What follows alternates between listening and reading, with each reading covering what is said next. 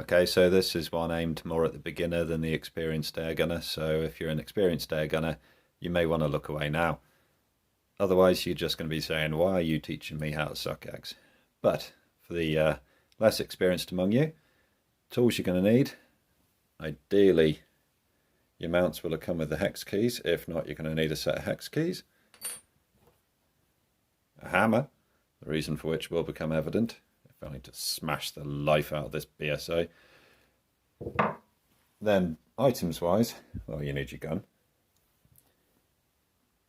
You need your mounts, ideally something decent quality, one piece. This is a Wolf mount, but it's actually made by Sportsmatch for them. You see it's got a hole there for the arrestor pin. And interestingly, on the Wolf packaging, the pin is separate alongside the Allen keys. So if you open up your packaging and there's a weird little bit of metal, that's what it is. For God's sake, don't throw it away. And of course, you need your telescopic sight. In this case, it's a little Richter optic. So let's get fitting it onto the gun. Now, on the BSA, it comes with this rail, and that there is where your arrestor pin needs to go into to stop the mount from sliding under recoil. Now, I think we're going to have to turn the gun around, so let's take a little break, and somewhat disorientatingly, the gun will have been reversed when you come back. Right, we're back and we've got the gun the right way around. So, you want to start off by undoing or slackening these machine screws.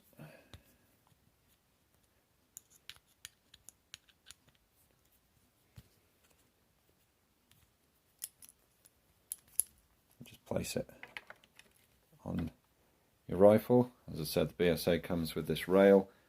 Other guns, you'd be straight onto the actual cylinder of the gun. Now remove these.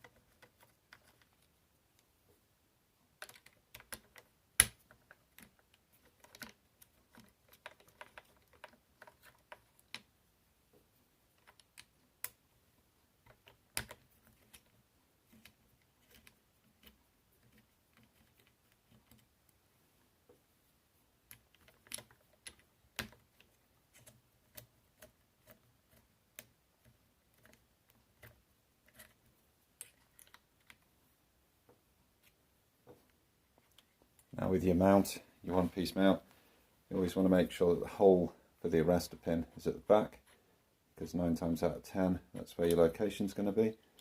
And there we go, you can see I just walked it back using the hex key and then down.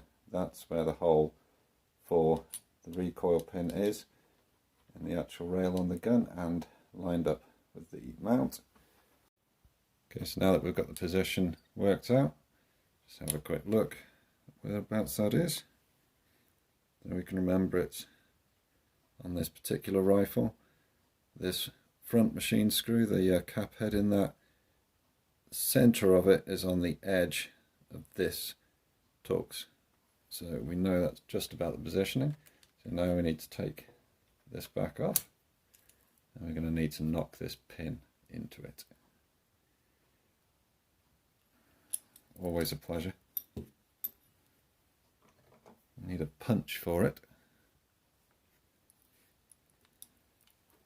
So let's take you through to the garage. Right, get yourself a good firm surface to hit against.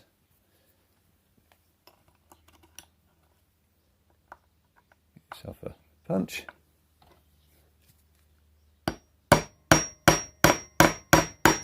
Doesn't take a lot of force to get them through. Okay, I'm going to need to change the punch now because that one's too big.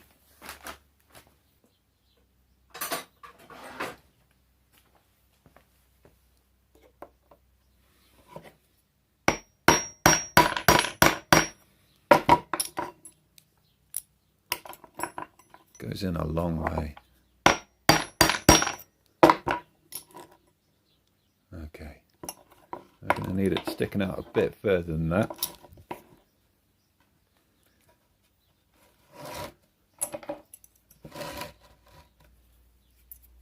So we're going to need it sticking out a bit further than that, so just another couple of love taps. I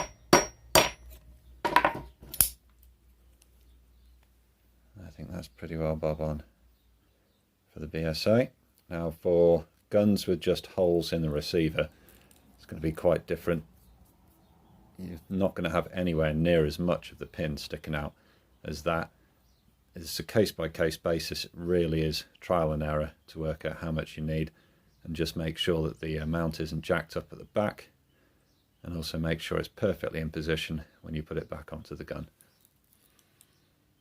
Okay, we're now back with the gun, so we can put the, there we go, perfect. See, I aligned the pin with the hole and it goes on perfectly. So now I'll tighten these up. You don't have to go to town. Your life doesn't depend on them.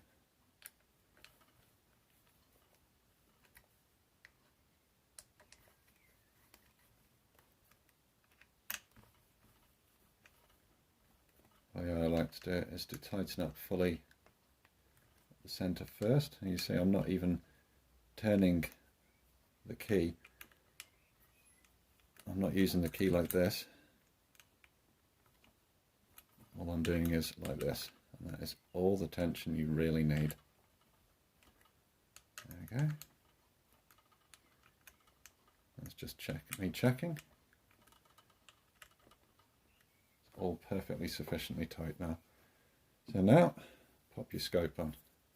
At this point, don't worry too much about the horizontal positioning. Just pop it on there and put your top sections on. Just loose. Just put the bolts in for the moment. Sorry, the machine screws in for the moment.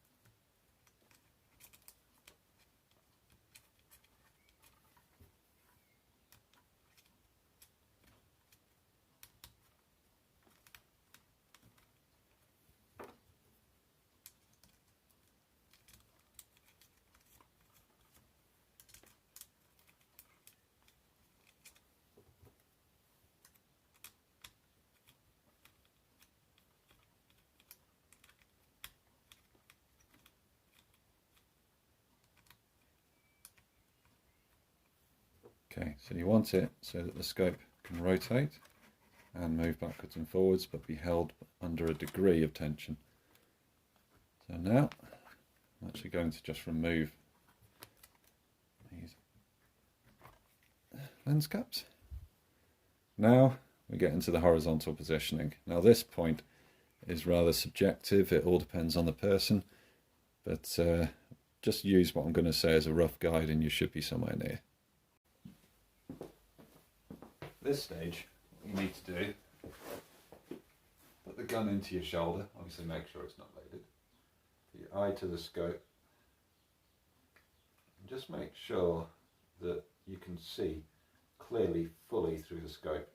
Try pulling it back slightly. Try pushing it further away. For me, actually, fully back is the absolute perfect positioning. So then what you do, take the gun out of your shoulder, put it back into your shoulder, just drop your head down, and just make sure that the scope is still perfect.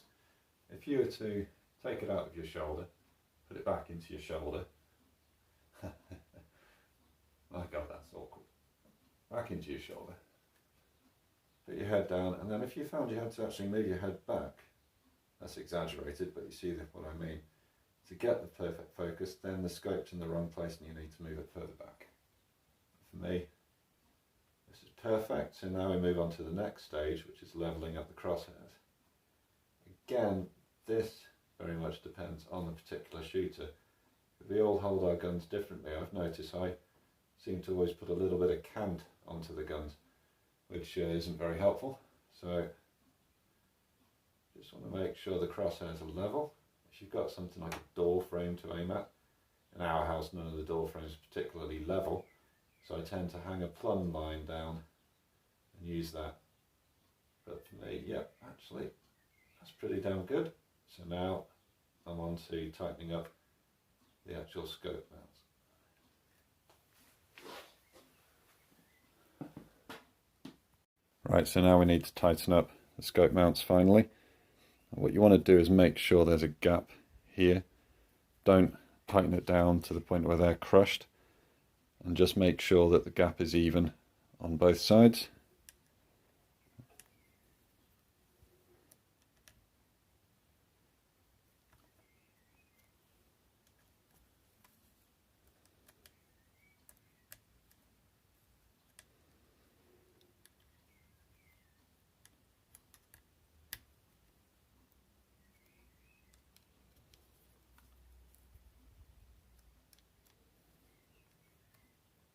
Okay, I'm just going to lean over and look at the other side.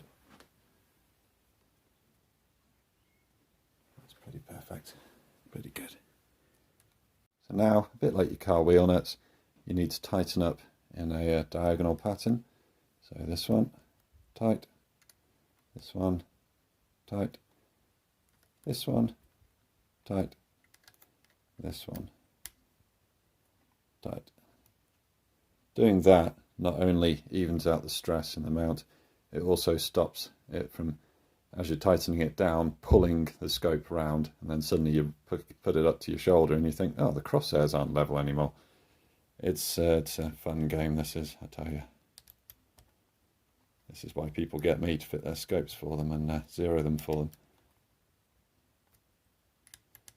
Again, you can see I'm not using the hex key like this.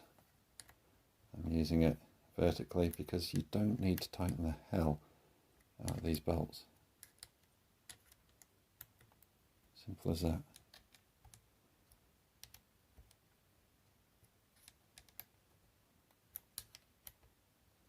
There we go. Done.